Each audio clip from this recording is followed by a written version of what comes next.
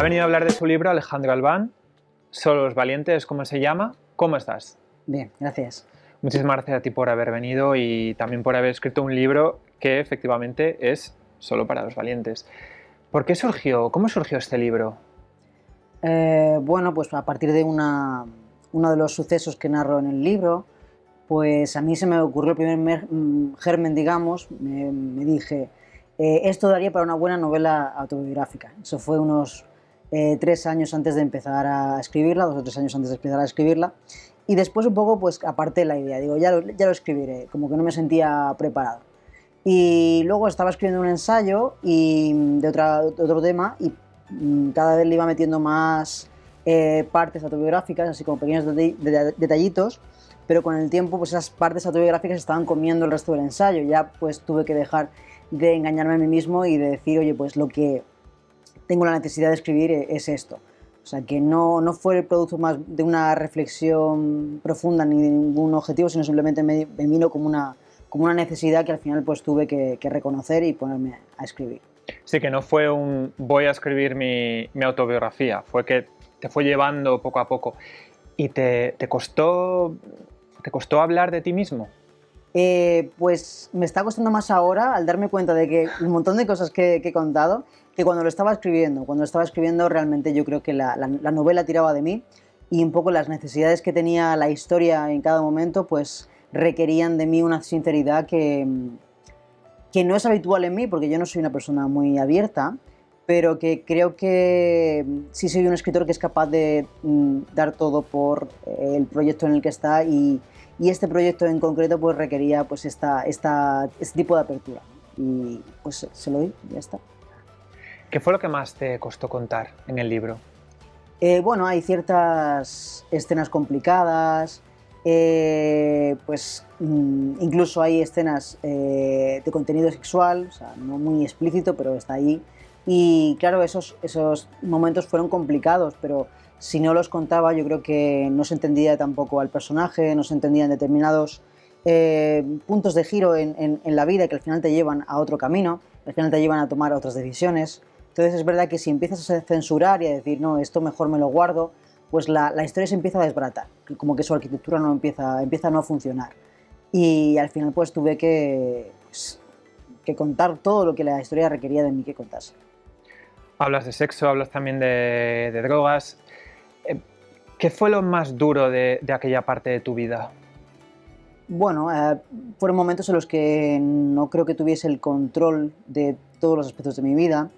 Es verdad que el tema de las drogas pues fue un poco más escapista que adictivo. Fue un poco, yo iba buscando ese escape de vez en cuando, ¿no? Ese fin de semana y tal, en vez de estar pues a diario, consumiendo a diario con esa adicción, etcétera, ¿no? Pero sí es verdad que fueron momentos en los que yo creo que necesitaba escapar un poco de la realidad. O sea, una realidad que por un lado pues ya me había otorgado muchas de las cosas que yo había estado buscando, pero que sin embargo pues ciertas cosas en mi vida todavía no estaban donde tenían que estar y supongo que buscaba ese escape para pues alejarme de ellas, ¿no? Y esa falta de control sobre tu vida supongo que es mirando atrás lo que más te preocupa, ¿no? Lo de decir, no creo que fuese yo en todos los momentos de aquel periodo. Cuando dices aquello de que en ese momento no te cuesta tanto contarlo, pero que ahora que ya lo ves publicado, que la gente lo está leyendo, quizás te dé como más ese pudor, ¿tu familia ya lo ha leído? Sí, mi familia lo ha leído y en general me apoya, ha habido alguna que otra sorpresa. Mi madre me dijo una frase que a mí me encantó, me dijo, el libro estaría bien si yo no fuera tu madre.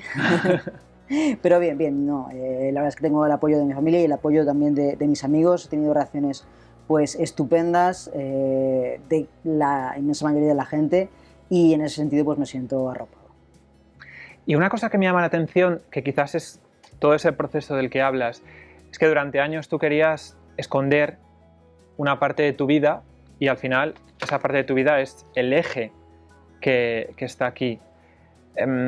¿Cómo llegaste a ese punto de decir, bueno, pues quiero dejar ya de esconderme y quiero contar todo? ¿Cómo fue ese momento de decir, ya no me importa? O incluso, que entiendo que también lo has podido hacerlo para, quizás, para ayudar a otras personas que puedan estar en tu misma situación. Pues la verdad es que igual que la novela no fue el fruto de una reflexión, pues yo no me paré a pensar, vale, con esto rompo todo. Es algo que viene a posteriori, ¿no? Una vez que te das cuenta de que estás escribiendo esta historia y de que esta historia pues va a ser publicada, porque esa es la segunda parte, ¿no? De decir, alguien me la va a publicar, la van a ver, pues te das cuenta de que las consecuencias que tiene eso, pues son por un lado esa ruptura de ese segundo silencio, de todo lo que estabas ocultando, y ya es verdad que yo con los años había iniciado un proceso de apertura a ciertos amigos, pero claro, esto ya es todo el mundo, ¿no? Y dices, vale, pues lo acepto, lo compro. O sea, esto es lo que tengo que hacer para que esta novela, que para mí significa muchísimo, pues acabe publicada. Pues evidentemente pues tengo que pasar por el trago de que los demás la leerán, ¿no? O sea, yo digo en la novela que soy como Gertrude Stein, que decía que escribía para ella y para los desconocidos. Pues yo igual, ¿no? Los desconocidos no me importa en absoluto porque son desconocidos. Claro. Los conocidos son el daño colateral, digamos, de este tipo de utilización para la literatura de la vida, ¿no? Y al final dices, bueno, lo acepto como parte del proceso, no es que lo venga buscando, pero una vez que llega también te supone pues, un alivio en cierto sentido, de decir, oye, pues todo lo que venía escondiendo, pues ya no tengo que esconder nada, ya está todo sobre la mesa. Y lo otro que me decías que era... Sí, que quizás este libro también servía para... Sí, para los demás. Eso es. Pues la verdad es que nunca lo hice pensando en los demás, no tenía un fin altruista, pero si de segundas puede servir para eso, pues me encanta. O sea, es verdad que si yo hubiera tenido un libro así en la época en la que estaba iniciando la transición, pues creo que me habría ayudado, o sea, sinceramente. ¿Y has tenido reacciones, alguien que te haya escrito, que haya dicho, pues yo me he visto identificado, he pasado por lo mismo, estoy pasando por lo mismo, o voy a pasar por lo mismo y gracias a tu relato me sirve como referente? Todavía no, es pronto, el libro pues salió hace pues, menos de 2 semanas y todavía no he tenido lectores trans como tal. Supongo que los habrá en un futuro. Sí he tenido pues familias que han comprado el libro para dárselo a algún familiar que estaba iniciando la transición, eso sí me ha pasado. Pero todavía no he tenido pues, el placer de hablar con algún lector trans que me diga un poco qué opina del libro. Luego, se suele utilizar mucho la palabra trans, pero está transgénero y transexual. Uh-huh. Y muchas personas no saben muy bien, se equivocan al decirlo o no están utilizándolo correctamente. ¿Qué exactamente cada concepto? Vale, ¿Nos lo puedes pues explicar? hombre, lo de trans nos sirve muy bien porque podemos usarlo y sin riesgo de equivocarnos, ¿verdad? Bien, transexual significa 2 cosas. Lo primero significa cualquier persona cuya identidad sexual no coincide con el sexo que les fue asignado al nacer. Desde ese punto de vista, transexual se puede aplicar para toda persona trans. Ahora, bien, luego se hace una distinción entre transexual y transgénero para referirse a los cambios producidos. Uh-huh. Con respecto a los cambios producidos, una persona transgénero sería aquella que ha decidido no alterar el componente sexual, los caracteres sexuales primarios o secundarios. Primarios o secundarios pues son el componente genital, que es sexuales primarios, el componente secundario pues están todo el componente hormonal, por ejemplo, todo esto, que solo deciden cambiar lo que digamos su expresión de género, entonces sería únicamente transgénero, ¿vale? Según esta definición más concreta. Según esta definición, pues yo sería transexual porque si es verdad que todo mi componente hormonal, yo me he hormonado, etcétera, entonces sí se me ajustaría la etiqueta de transexual para ambos sentidos, ¿no? Ya depende un poco de si quieres hacer esa distinción o si prefieres no hacerla. No hacerla. ¿Y el concepto de disforia de género? Bueno, pues la disforia de género es una manera que ha tenido el DSM. El DSM es el Manual Diagnóstico y Estadístico de la Asociación Americana de Psiquiatría, una de las pues de los manuales de referencia para clasificar las enfermedades mentales junto con el de la OMS. Pues es una forma que ha tenido el DSM para evitar poner transexualidad como una enfermedad. Pues había una campaña en contra de que esto se quitara de los diagnósticos de enfermedades mentales. Entonces han dicho, vale, pues no ponemos transexualidad, pero sí ponemos disforia de género, que básicamente viene a ser lo mismo. Disforia de género es el malestar asociado a la transexualidad, resumiéndolo muchísimo. Entonces, bueno, es un poco un arreglo intermedio, no quita completamente la transexualidad, no la quita completamente de la esfera de las enfermedades mentales, pero sí es verdad que alude a que tienes que tener este malestar asociado para tener esa enfermedad, que por ejemplo si tú eres trans pero ya has pasado por un proceso que te haga que ahora estés satisfecho contigo mismo, pues ya no se puede decir que tengas disforia de género, por ejemplo, ¿no? A mí la verdad es que no me sigue sin gustar que esté esa etiqueta ahí, pero bueno, algunas personas trans es verdad que les ha producido cierto alivio el cambio, ¿no? Y al fin y al cabo es un paso. Aparte mencionas la psiquiatría porque tú, es que además de escritor, eres psiquiatra. Entiendo que es tu actividad principal, sigue siéndolo. Hombre, es difícil vivir de la literatura y yo todavía no lo he conseguido, desde luego. Entonces sí, soy psiquiatra, ahora mismo me dedico principalmente a la investigación y estoy especializado en prevención del suicidio. Investigación relacionada con la prevención del suicidio. Entonces supongo que el ser psiquiatra me daba pues cierta visión distinta sobre algunas cosas. También es verdad que no he querido tener pues un abordaje especializado sobre los asuntos que trato la novela, he querido ser siempre muy, muy cercano, pero bueno, supongo que alguna ventaja y alguna visión extra sobre el proceso pues me ha podido dar. Y en tus investigaciones sobre la prevención del suicidio, ¿qué has encontrado en relación a las personas LGTBI? Bueno, pues como las personas LGTBI son una muestra bastante pequeña, pues las investigaciones que hemos hecho pues no han incluido subanálisis por este tipo de población. O sea que mis investigaciones directas no me hablan de la población LGTBI, no es una investigación que yo haya abordado directamente. Sí es verdad que hay muchos estudios sobre el tema que dicen que el riesgo de suicidio es mayor en el colectivo LGTBI que en la población general, y dentro del colectivo las personas que están con un mayor riesgo pues son precisamente las personas trans, ¿no? Y eso tiene que ver tanto con la dificultad del proceso como con la transfobia a la que se pueden enfrentar a lo largo de su camino. Con respecto a la transfobia, ¿tú cómo has experimentado? ¿Has llegado a experimentar la transfobia o has visto en otras personas cómo sufrían la transfobia? Bueno, yo creo que dentro de los testimonios que hay de personas trans que han sufrido este tipo de ataques, pues yo creo que he tenido suerte, entre comillas, se puede decir, porque sí es verdad que no he sufrido un ataque directo, un ataque físico, un ataque, etc. O sea, es más solapado, es más algo más sutil y un rechazo más, pues más líquido, más que está ahí un poquito en el día a día, ¿no? Y bueno, pues con este libro sí es verdad que te puedes dar un poco cuenta según las reacciones que tengas por parte de la gente, pues te puedes dar un poquito más cuenta de quién es realmente tolerante y quién pasa por tolerante pero luego a la hora de verdad no lo es tanto. Pero bueno, yo la verdad es que considerando por lo que otras personas trans han pasado, pues creo que por ahí me puedo sentir más o menos afortunado de no haber sufrido pues una mayor transfobia por parte de mis conocidos. En general me siento pues bastante respaldado. En el libro comentas que suele ser habitual esto de, pues no se te nota, ¿no? Que te lo dicen como un cumplido, pero no lo es. ¿Sí? Bueno, es un cumplido, pero también a la vez es un poco...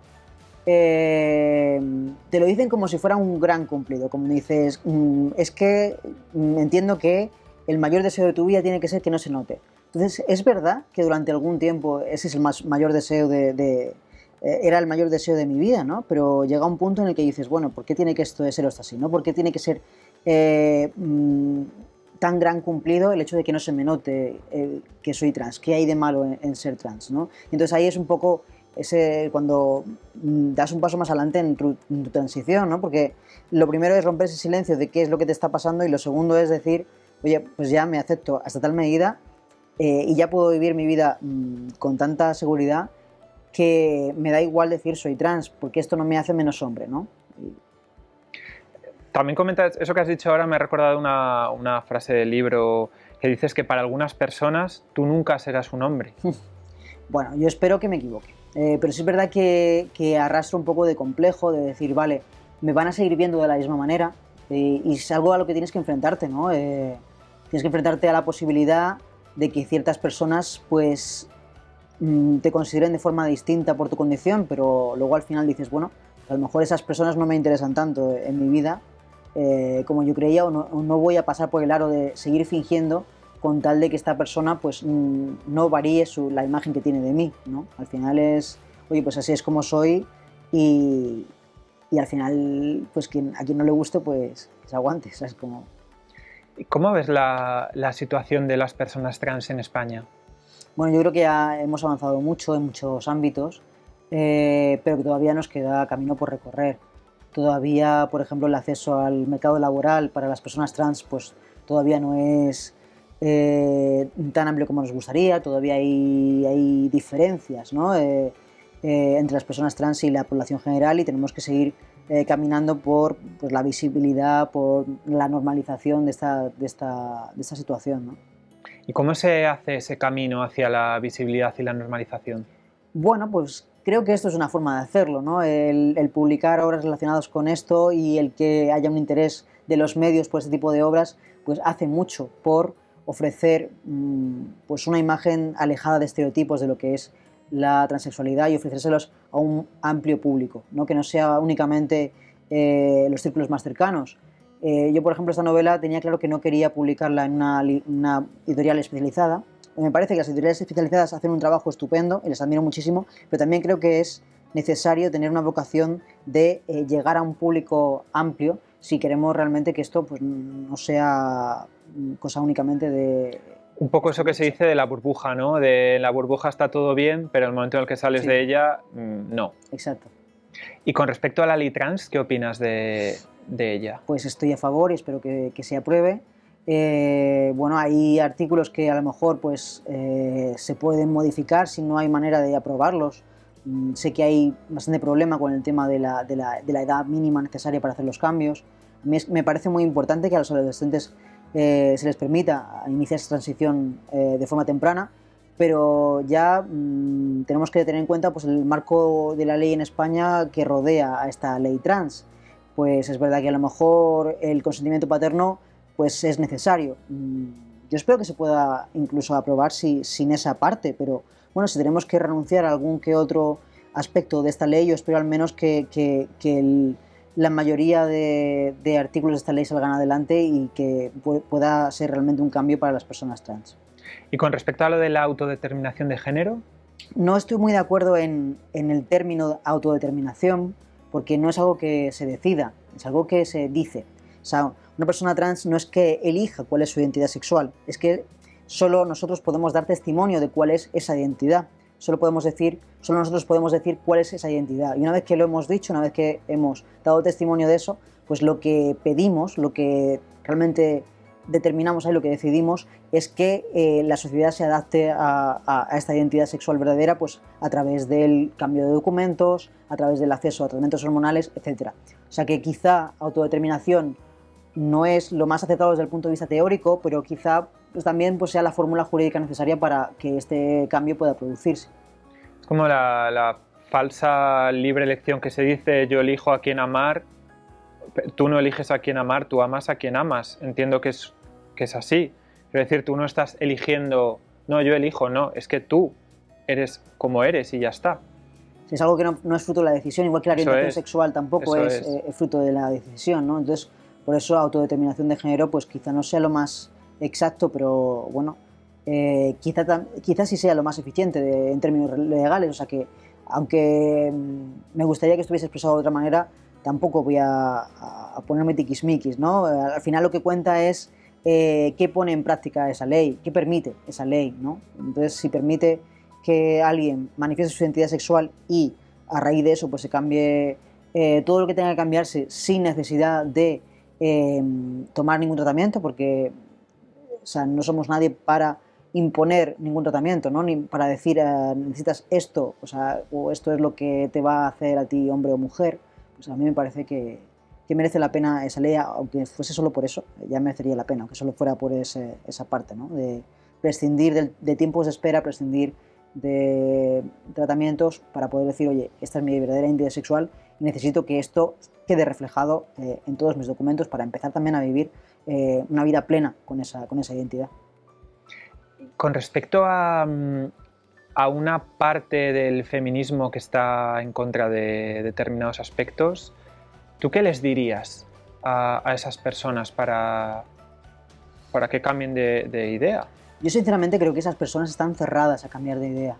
O sea, yo creo que lo mejor para alguien que sí esté abierto a expandir su visión de las cosas es acercarse a relatos de personas trans, ya sean pues, autobiográficos o ya sean ficcionales, pero respetuosos con la experiencia trans. Hay muchas películas, muchos ensayos, muchos libros a los que uno se puede acercar, pues películas como Una mujer fantástica, o Girl, o Tomboy, etcétera, etcétera.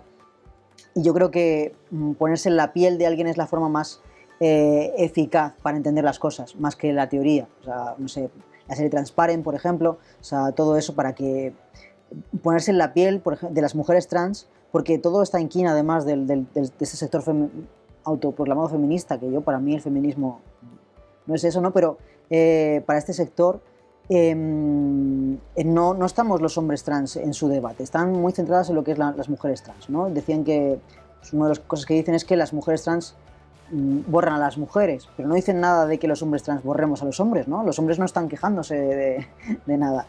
Entonces, pues yo creo que si quisieran realmente entender, pues tendrían que ponerse un poco en la piel de esas mujeres trans y ver todo por lo que pasan. O sea, creo que ahí el concepto de feminidad, pues para mí, que sostienen, pues para mí no es el verdadero. Para mí ser una mujer no es ser el producto de una educación. Yo creo que las personas trans somos la prueba viviente de que la identidad sexual va más allá de la educación, ¿no? O sea, decir que pues, ser mujer es producto de esa educación y que significa ser la víctima de ese estereotipo social, pues equivale a decir que una mujer educada en un medio muy tradicional pues es más mujer que una mujer educada en un medio de igualdad, ¿no? Y ya estamos hablando ya de grados de feminidad que no me parece, no tiene sentido para mí. O sea, la identidad sexual femenina o masculina va más allá de eso, y el día que consigamos la igualdad plena de sexos va a seguir habiendo identidades sexuales de hombre y de mujer, no se van a extinguir, ¿no? Es algo distinto el estereotipo social de la identidad sexual. Y aparte de eso, pues las mujeres trans también es que absorben mucho de ese estereotipo social por el propio proceso de identificación, o sea que ni siquiera por ahí se podría justificar este tipo de concepciones. Dentro de la dificultad que tenéis todas las personas trans, y con todo esto que me estás diciendo, ¿dirías que es más duro todavía ser una mujer trans que ser un hombre trans? Bueno, yo nunca he sido una mujer trans, entonces no te lo puedo decir fehacientemente, ¿no? Pero por lo poco que he visto, yo imagino que sí, que tiene que ser todavía más duro. Creo que esa herramienta del passing, de pasar inadvertidos, pues es más fácil conseguirla para un hombre trans que para una mujer trans. Ahora ya menos, ahora está un poquito más igualada la cosa, porque los tratamientos de reafirmación de la identidad sexual comienzan antes, que por eso también es importante que se le dé acceso a los adolescentes a este tipo de tratamientos, porque pues al final los cambios pues arraigan mucho más si los iniciamos antes, sobre todo las mujeres trans, ¿no? Es difícil borrar esas modificaciones realizadas por las hormonas masculinas. Por eso, pues hacerlo antes de la pubertad, si la persona tiene las cosas claras o lo más cercano posible a la pubertad, pues es importante, ¿no? Y aparte de eso, pues una vez que se enfrentan además de enfrentarse de forma más directa a la transfobia por esa menor capacidad de passing, quizá, pues también luego, una vez que la completan, también se enfrentan al machismo que se cierne sobre todo a las mujeres, ¿no? O sea, y luego encima se enfrentan a la crítica de las propias feministas excluyentes, o sea que es como ataques por todos lados uno detrás de otro, o sea, tiene que ser muy, muy difícil. La verdad es que no sé las estadísticas, no he investigado si pues ese riesgo de pues un bajo acceso al mercado laboral, por ejemplo, es mayor entre las mujeres trans que entre los hombres trans. Tendría que mirarlo, pero es una posibilidad, ¿no? Precisamente porque si puedes, si no tienes esa capacidad de pasar inadvertido y en tu entorno pues sigue habiendo esa transfobia, pues se te cierran puertas que de otra manera no se te cerrarían, ¿no? Y sumado al hecho de que también en el desempleo es mayor en las mujeres que en los hombres. Pues sí. Entonces sumarías como una serie de variables que al final, claro. En el libro también hablas del UTIG de Málaga, que ha sido cerrado, se vio envuelto en un escándalo, luego al final se cerró hace años. ¿Hay algo similar? O sea, una persona en Andalucía, en este caso, ¿a qué pueda acudir? No sé si sabes. Pues ahora están abogando un poco por descentralizar esa atención y en vez de hacerlo en unidades centralizadas, donde está todo junto, donde hay pues un equipo multidisciplinar, pues hacerlo por separado. Hacerlo pues, vas al médico de cabecera, el médico de cabecera te manda al endocrino y el endocrino te manda tal, un poco más deslavazado en vez de concentrado. A ver, a mí no me parece mal, si es verdad que yo pues estaba contento con la atención que recibí en la UTIG. Es verdad que, por ejemplo, yo estoy más familiarizado ahora con cómo es la atención en Madrid a cómo era en Andalucía, porque hace años que no vivo allí, pero es verdad que aquí en Madrid, por ejemplo, las unidades especializadas están saturadas y yo ahora el seguimiento pues lo estoy haciendo por endocrino, la pública, pero por una consulta que es monográfica, o sea, que lleva como solo la parte de esto, pues está especializada en tal, ¿no? Entonces, bueno, son dos abordajes distintos. Yo creo que ha habido pues el tema de los escándalos, ha habido pues cierta disconformidad de algunas personas trans con algunos profesionales y yo creo que no es un problema tanto institucional o tanto de iniciativas como la SUTIG, sino más un problema a nivel personal de que te puedes encontrar con un mal psiquiatra, con un mal psicólogo, con un mal endocrino en cualquier momento de tu vida y han tenido la mala suerte de encontrárselo precisamente con un asunto tan delicado como este y ya es un poco amarcado esa animadversión que a lo mejor tienen las personas trans hacia la sanidad, que es una pena porque necesitamos la sanidad para muchas cosas, ¿no? Y luego eso también puede provocar que las personas trans pues, no se hagan las revisiones adecuadas porque sienten que el sistema a lo mejor no les presta la atención adecuada o no les habla de la forma adecuada, etcétera, y se pueden alejar de este sistema por culpa de ciertos profesionales pues, que simplemente no saben. Que eso es muy peligroso para su salud. Efectivamente. O sea, por ejemplo, los hombres trans por revisiones ginecológicas y al contrario, mujeres trans que revisiones urológicas, es algo que nos cuesta porque es acceder al servicio del sexo del que no nos sentimos parte, pero es algo necesario para velar por nuestra salud, ¿no? Y eso se tiene que normalizar y tiene que haber profesionales que estén formados para poder satisfacer esas necesidades que tiene la población trans. Pues lo dejamos aquí. Muchísimas gracias por haber venido a hablar de tu libro, de Solo los Valientes y de todo lo que nos has contado. Muchas gracias a vosotros.